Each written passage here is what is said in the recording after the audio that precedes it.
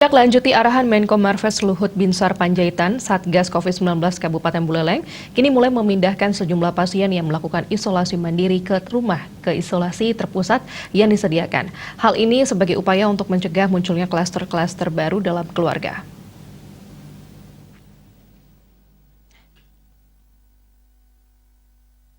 Pasca kedatangan 3 kementerian, Satgas COVID-19 Buleleng melakukan evaluasi terhadap hal yang menjadi kendala dalam penanganan COVID-19 di Buleleng, khususnya penanganan pasien OTG yang melakukan isolasi mandiri.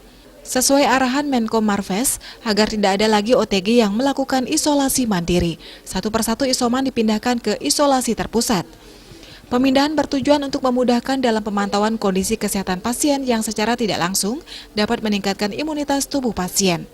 Wakil Bupati Buleleng Inyuman Sucidre menjelaskan, Satgas COVID-19 Buleleng akan terus berupaya masifkan 3T sesuai arahan 3 kementerian. Menjadi gejala yang sedang bahkan berat tidak ada. Mereka semua pulang dalam keadaan sehat. Nah kemudian yang mengenai masalah isolasi mandiri yang kita akan tindak lanjut. Jadi ada data sekitar 290 yang masih isolasi mandiri.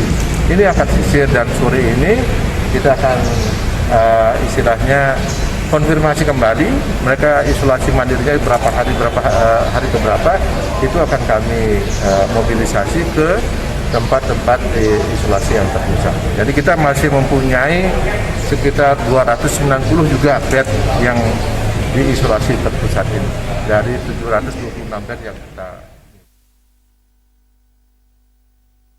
Sejauh ini hampir ada 300 orang yang melakukan isolasi mandiri di rumah, sehingga harus dimobilisasi untuk dibawa ke isolasi terpusat. Komang Yuda, Bali TV.